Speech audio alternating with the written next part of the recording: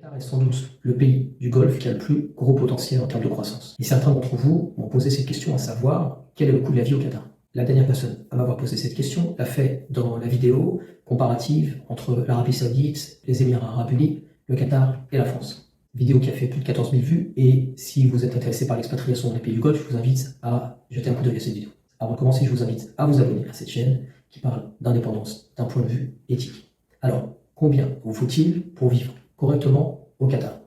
La première chose à dire est que chacun d'entre nous avons des besoins différents en termes de confort de vie, de loisirs, de logement, en termes d'épargne aussi. Vous comprenez qu'un travailleur immigré qui vient du Bangladesh, par exemple, ne va pas avoir les mêmes dépenses qu'un Français. Je vais donc tenter de partir de mon expérience. Je tiens aussi à préciser que mon objectif en tant qu'expatrié est toujours d'épargner le maximum d'argent pour pouvoir le réinvestir dans mes business ou dans l'achat d'un appartement ou en bourse. Et du coup, j'essaye au maximum d'éviter les dépenses inutiles. Alors, un cadre expatrié au Qatar, qui a une dizaine d'années d'expérience, peut espérer gagner entre 30 000 et 60 000 qatariens. Ça correspond à une fourchette située entre 8 000 et 15 000 euros par mois. Dans ce salaire, il faut inclure le salaire de base, donc le basique, plus les primes de logement, les primes de transport. Et parfois, vous pouvez encore ajouter 20% pour ce qui est des frais de scolarité de vos enfants. Admettons que vous touchiez 30 000 qatariens, c'est-à-dire 8 000 euros, ça vous fait 60 000 qatariens de frais scolaires, ce qui correspond environ à 16 000 euros pour une année. Mais on va voir plus loin pourquoi cette somme est toute relative.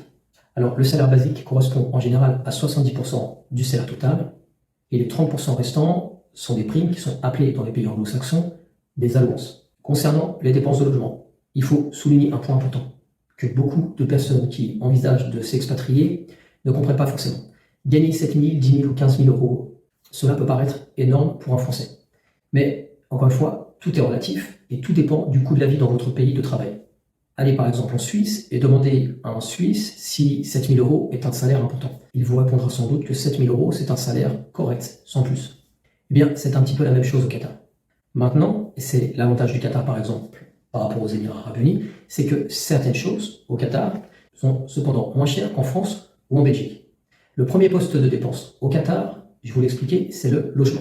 Après la Coupe du Monde, il est fort probable que les prix de l'immobilier vont descendre légèrement. Je pense autour de 20% à 30%. Pourquoi? Parce que pendant la Coupe du Monde, il y a eu énormément d'expatriés d'Europe ou des États-Unis et qui vont repartir. Et du coup, il va y avoir une baisse de la monnaie, donc une baisse des prix des loyers. Alors, au Qatar, les prix sont très élevés. Et en plus, vous devez souvent payer 2 mois d'avance, plus une caution qui équivaut encore à 1 mois supplémentaire. Il vous faudra donc prévoir au moins 3 loyers. Vous devrez, la plupart du temps, vous engager sur une année entière. Et donc, donner 12 chèques par avance qui seront retirés à une date donnée. Alors, comme je l'ai expliqué dans une vidéo où je parlais de mon campand, moi, je payais 8 500 qatariens par mois pour un 3 pièces, ce qui correspond environ à 2 200 euros de loyer mensuel. Alors, c'est un 3 pièces, mais en général, ce sont des 3 pièces assez grands, autour de 100 mètres carrés. Alors, j'aurais pu trouver nettement moins cher, mais mon objectif, c'était d'accueillir ma famille avec mes enfants, et donc j'ai pensé à quelque chose d'un petit peu premium pour que ma femme et mes enfants puissent avoir des activités pendant que je serai au travail. Encore une fois, tout dépend de votre stratégie. Mais on va dire que pour ce qui concerne le logement, je n'ai pas fait d'économie. Je sais par exemple que certains de mes collègues, qui étaient managers aussi, ont trouvé des appartements très bien, autour de 4 000 à 5 000 qatariens, c'est-à-dire autour de 1 000 à 1 200 euros. Alors, je n'avais pas l'appartement le plus cher, puisque dans le même campand, il y avait des villas qui se louaient autour de 14 000 qatariens. 14 000 qatariens, ça correspond à 3 600 euros par mois. Encore une fois, ces prix sont relativement élevés parce qu'il s'agissait d'un campand avec environ 500 villas et appartements, de nombreuses infrastructures, 3 piscines chauffées, un court de tennis, un court de squash, 2 salles de musculation, une salle de jeu pour les enfants, une salle d'activité, une bibliothèque, des aires de jeu extérieures, une garderie, une épicerie, une laverie, un restaurant italien, un café, bref, c'est une mini-ville, donc, et c'était un campand assez réputé, et donc les prix sont relativement élevés. Mais comme vous allez le voir un peu plus loin, il existe encore des appartements beaucoup plus chers. Alors, juste pour ceux que cela intéresse, ce campand s'appelle Rein Khaled Gate, et il est situé, on va dire, à peu près à 20 minutes du centre-ville. Maintenant, si vous préférez habiter dans une tour au centre-ville, eh bien, il faudra compter environ 12 000 qatariens pour un 3 ou pour un 4 pièces, c'est-à-dire environ 3 000 euros. Dans les grandes tours, les loyers peuvent même aller, si c'est vraiment très bien placé, c'est autour de 4 600 à 5 000 euros par mois. Alors, vivre dans un campand, ça a des tas d'avantages, mais vivre en centre-ville, c'est aussi avantageux. Vous êtes en plein centre-ville, vous serez sans doute au bord de la mer, Vous avez une piscine dans l'appartement, des salles de sport, des épiceries, la plupart du temps vous avez des restaurants et des cafés, et vous avez une magnifique. J'ai préféré être un peu plus excentré pour avoir quelque chose de qualité équivalente, mais relativement moins cher, autour de, on va dire, presque 2 fois moins cher. Donc vous voyez que le loyer, un petit peu comme en France, correspond en général à un tiers de votre salaire. Donc vous l'aurez compris, le logement, c'est ce qui vous coûtera le plus cher si vous êtes expatrié. Enfin, le plus cher, il y a une chose qui peut coûter encore plus cher, et je vous en parlerai à la fin de cette vidéo. Donc maintenant que nous en parlons du logement, que nous reste-t-il? Il y a à payer la nourriture, l'eau, l'électricité, les transports, votre forfait internet, les courses au supermarché et évidemment vos loisirs. Donc commençons par la nourriture. Et là, je vous rassure, la nourriture au Qatar, ce n'est pas ce qui coûte le plus cher, c'est environ au même prix que ce qui existe en France, et parfois c'est même encore moins cher. Sans doute parce qu'au Qatar, il n'y a pas de TVA. Alors un menu dans un fast-food vous coûtera environ 24 Qatar Riyal, ce qui fait environ 6 euros. Mais si vous choisissez de manger dans un restaurant simple, dans un restaurant indien, turc ou arabe, vous pourrez payer 5 euros, voire moins. Et le repas est généralement plus sain et plus copieux. Évidemment, il ne faudra pas faire attention au décor. Maintenant, pour les restaurants moyenne gamme, comptez environ 50 à 80 Qatar Riyal par personne, c'est-à-dire entre 15 et 20 euros. Pour les restaurants plus haut de gamme, comptez en moyenne 150 à 200 Qatar Riyal par personne, c'est-à-dire entre 40 et 50 euros. Ça, c'est si vous ne consommez pas d'alcool, évidemment. Alors, qu'en est-il des courses au supermarché? Au Qatar, les 2 grandes enseignes sont Carrefour et Lulu. Lulu, c'est le concurrent indien de Carrefour. Il y a aussi quelques chaînes locales que je recommande, comme El Baladi. El Baladi, c'est un grand hypermarché, mais avec beaucoup plus de produits locaux, et c'est un commerce très prisé des Qataris eux-mêmes. Sans doute parce que vous y trouverez une grande variété de produits locaux. Alors, contrairement à ce qu'on pourrait croire, le Qatar est moins cher que la France en ce qui concerne les achats courants. On pourrait même dire que malgré un salaire moyen de 4 000 euros par mois, contre 2 000 euros par mois en France, le Qatar est en moyenne 30% moins cher qu'en France ou en Belgique. Alors comment expliquer cela? Sans doute par l'absence de TVA, comme je l'ai expliqué, et par des impôts pour les sociétés qui est moins élevé. Le cas des fruits et légumes est assez scandaleux selon moi. Il ne me semble pas logique que la France, un pays dont l'agriculture est la 2e ou la 3e du monde, les grandes enseignes proposent des fruits et des légumes qui sont en moyenne 2 à 3 fois plus chers que les fruits et légumes que vous allez trouver au Qatar. Je le rappelle, le Qatar est un pays de 2 millions d'habitants, quelque chose comme ça. C'est un pays minuscule. Alors pourquoi est-ce que les prix sont moins chers au Qatar? J'ai du mal à comprendre. Alors pour vérifier ce que je vous dis, je vous invite à aller sur le site de Carrefour Doha, donc vous tapez Carrefour Doha, et sur le site de Carrefour, et puis vous tapez le Carrefour de votre ville en France. Alors j'avais remarqué que ma facture d'achat quand je quittais Carrefour à Doha était moins élevée que celle que je payais quand j'étais en France. Mais je ne m'attendais pas à des résultats aussi importants. En fait, quand on paye en monnaie étrangère, on ne fait pas trop attention au prix. Et là, quand j'ai fait cette vidéo, donc j'ai regardé de près les prix et j'ai été assez choqué. Par exemple, prenons kilo de tomates en grappe française, sans aucun transport international donc. Eh bien, en France, à Carrefour, elle vous coûtera environ 5,50 €. À Doha, alors que ce sont des produits importés, ça va vous coûter 7 Qatar Riyal, c'est-à-dire 1,80 €.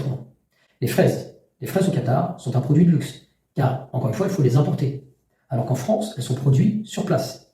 Eh bien, au Qatar, vous les paierez environ 30 Qatar Riyal pour 1 kg, c'est-à-dire 8 € le kilo. En France, les prix vont de 7 € le kilo à 16 € le kilo. Ne vous faites pas avoir. Lorsqu'on vous propose des prix de 3 à 3,99 € en France, c'est 3,99 € pour 250 grammes, pas pour 1 kg. Donc globalement, pour une famille de 4 à 6 personnes, il faut compter en moyenne 300 à 400 Qatar Riyal par semaine pour un caddie à moitié plein, soit environ 100 €. Ce qui nous donne, logiquement, à peu près 400 € par mois de dépenses alimentaires mensuelles. Alors évidemment, si vous aimez acheter des produits français, comme du fromage ou du beurre ou de l'emmental, comptez 300 à 400 € par mois. Et maintenant, si vous ne consommez que des produits locaux, votre facture sera 20 à 30% moins élevée. Allez, on va parler maintenant des dépenses d'eau et d'électricité, parce qu'en France, c'est le grand débat actuellement. Alors vous avez un appartement, combien est-ce que vous payez en France? Combien est-ce que vous payez en France pour l'eau et l'électricité? Sans doute autour de 300 € par mois. Au Qatar, l'entreprise nationale qui gère l'eau et l'électricité s'appelle Karamat. Et comme le Qatar est une puissance pétrolière, les usines de traitement de l'eau et les centrales électriques fonctionnent à moindre coût. Et donc logiquement, l'énergie et l'eau sont beaucoup moins chères qu'en France. Alors pour une famille de 6 personnes, moi, je payais en moyenne 100 à 150 Qatar Riyal par mois, soit entre 25 et 30 €. Donc vous voyez que malgré des salaires beaucoup plus élevés, certaines dépenses sont beaucoup moins importantes que celles que vous aurez en France. Donc pour l'électricité, on peut donc dire que c'est à peu près 10 fois moins cher que ce que vous allez payer en France. Maintenant, ce n'est pas le cas pour tout. Par exemple, pour ce qui concerne les forfaits Internet. En général, ce n'est pas le point fort du Qatar. Pourquoi? Parce qu'il n'y a que 2 entreprises qui ont un quasi-monopole du marché. En moyenne, j'ai payé 250 Qatar Riyal par mois pour du très haut débit, mais sans les chaînes de télévision. Donc, si vous faites le calcul, c'est à peu près 2 à 3 fois plus cher qu'en France. Pour votre forfait téléphone, c'est un petit peu la même chose, voire pire. Les 2 compagnies sont Ooredoo et Vodafone, et comptez en moyenne 50 à 60 euros par mois pour votre forfait téléphone, ce qui correspond environ à 200 Qatar Riyal. Ensuite, en général, vous allez ajouter 100 Qatar Riyal supplémentaires, parce que si vous avez l'habitude de regarder des vidéos sur YouTube comme moi, eh bien vous allez sortir de votre forfait. Alors, par contre, il n'est pas rare que votre entreprise paye un forfait téléphonique. Moi, mon entreprise me payait 20 gigas par mois, ce qui correspond à peu près à 50% de mon forfait mobile. Alors, est-ce que les transports au Qatar sont plus chers ou moins chers que ceux en France? Grande question. Alors, en ce qui me concerne, je trouve que le Qatar, c'est le top. Si vous habitez dans le centre-ville, vous avez le métro, et le métro est super moderne, super propre, super silencieux, et beaucoup plus agréable que le métro parisien. Et est-ce que vous allez payer pour ce métro de luxe? Bien, vous allez payer 2 Qatar Riyal, quelle que soit la durée de votre trajet. 2 Qatar Riyal, ça correspond à 50 centimes. 2 Qatar Riyal, ça correspond à 50 centimes d'euros. Alors, les bus sont tout aussi abordables, mais les réseaux de transport par bus sont moins développés que ce qui existe en France. Alors, comme vous l'avez compris, le Qatar investit énormément dans les transports publics et le réseau du métro augmente d'année en année. Maintenant, admettons que vous souhaitiez vous déplacer tous les jours en voiture et que vous souhaitiez tous les jours prendre un Uber. Combien ça peut vous coûter à votre avis? Bien, le prix d'un Uber vous coûtera entre 20 et 25 Qatar Riyal pour un trajet d'environ 10 km, ce qui correspond à un tarif entre 5 et 7 euros. Alors, comment expliquer cela? Évidemment, le Qatar est une puissance pétrolière et donc les prix de l'essence sont relativement bas. Évidemment, vous pouvez aussi vous acheter une voiture en leasing en général. Les voitures sont en moyenne 20% moins chères qu'en France, toujours sans doute à cause de la TVA. Évidemment, quand vous faites le plein, ça va vous coûter beaucoup moins cher. Je n'avais pas personnellement de voiture, mais j'avais un chauffeur, et à chaque fois que mon chauffeur faisait plein, j'avais fait le calcul, c'était autour de 10 à 15 euros maximum. Pour ce qui concerne cette information, elle est à prendre avec des pincettes parce que je n'ai jamais payé moi-même, donc je vous invite à me dire dans les commentaires si je me suis trompé ou si mon calcul est exact. Ouais, pour revenir sur la voiture, donc moi je ne vous conseille pas d'acheter une voiture, à moins que vous ayez envie de rester plusieurs années au Qatar. Pourquoi? Parce que les transports sont tellement peu chers que pourquoi se prendre la tête, avoir une voiture, risquer d'avoir un accident, avoir à s'occuper de l'entretien, avoir à faire le plein, avoir à payer l'assurance, alors que les prix d'un Uber sont de 5 à 7 euros pour la plupart de vos déplacements. Maintenant, si vous avez un contrat indéterminé et vous comptez rester plusieurs années, effectivement, le fait d'avoir une voiture, ça peut être un bon calcul. Allez, venons-en maintenant aux loisirs. Alors, si vous vivez en famille, cela représente une dépense qui va être assez importante. Les parcs d'attractions, les parcs aquatiques, les sorties dans le désert, le bowling, le patin à glace, les clubs de fitness, encore que si vous vivez dans un campement ou si vous vivez dans une grande tour ou dans un appartement tout compris, vous n'aurez pas à payer de club de fitness puisque vous avez la salle de sport dans le building. Mais pour les dépenses de loisirs, comptez environ entre 100 et 150 Qatar Riyal par semaine et par personne. Ça veut dire à peu près 30 euros par semaine et par personne. Pour un safari dans le désert, par exemple, comptez entre 600 et 1000 Qatar Riyal par personne pour une journée ou une demi-journée. Alors c'est une super expérience, mais comme vous l'avez vu, ça coûte assez cher, ça à négocier évidemment avec les agences. Alors on arrive dans la dernière partie de cette vidéo, donc combien est-ce que vous avez besoin pour vivre au Qatar? Je vais essayer de répondre à cette question. Comme je vous avais promis, je répondrai à ces questions de manière assez précise. Donc faisons le calcul ensemble. Pour une famille de 4 personnes qui ne souhaitent pas vivre dans un campement, disons entre 6000 Qatar Riyal par mois pour un logement correct, hors campement, comme je l'ai dit, et hors centre-ville. 1500 Qatar Riyal par mois pour faire vos courses. 300 Qatar Riyal par mois pour votre forfait mobile. 250 Qatar Riyal pour votre abonnement Internet. 200 Qatar Riyal pour l'eau et l'électricité. 1500 Qatar Riyal pour vos déplacements en Uber. 2500 Qatar Riyal pour vos loisirs en famille. Et 1200 Qatar Riyal pour vos repas du midi. Ça vous fait un total environ de 13 500 Qatar Riyal pour vivre avec une belle vie d'expatrié, on va dire. Ce qui correspond environ à 3500 euros par mois de dépenses totales. Maintenant, vous pouvez compter 2500 Qatar Riyal par mois supplémentaires si vous souhaitez vivre dans un compound comme je l'ai fait. Je vous avais dit qu'à la fin, je vous réservais une surprise. Je ne vous ai pas parlé des frais de scolarité, qui sont un énorme poste de dépenses. Car il faut compter environ, accrochez-vous, 40 000 Qatar Riyal par enfant, soit environ 10 000 euros par an et par enfant. C'est-à-dire 35 000 Qatari Riyal pour une école primaire et 40 000 Qatari Riyal pour une inscription au collège, plus encore les mêmes frais. En général, si vous êtes cadre ou manager senior, les grandes entreprises vont payer pour vous les frais scolaires pour 2 enfants, ou pour un enfant et demi, ça dépend des entreprises. Tout ça, ça reste à négocier au moment de votre contrat. Encore faut-il, mais en général c'est le cas si vous êtes manager, que vous ayez un contrat, un visa famille, à bien négocier dans votre contrat, et exiger un visa famille. Donc imaginez que comme moi vous ayez une famille de 4 enfants, il vous faudra dépenser 40 000 € par an pour l'éducation de vos enfants. Ou alors 20 000 € par an si vous avez la chance d'être dans une entreprise qui paye pour 2 enfants. Et encore, je ne vous ai parlé que des écoles françaises. Je ne vous parle même pas des politiques schools ou des écoles américaines. Les écoles américaines sont en général 2 à 3 fois plus chères que les écoles françaises. Ça fait flipper, hein? Ouais, donc vous l'avez compris, l'école, l'éducation, c'est le gros problème des familles expatriées, et ça c'est partout dans le monde.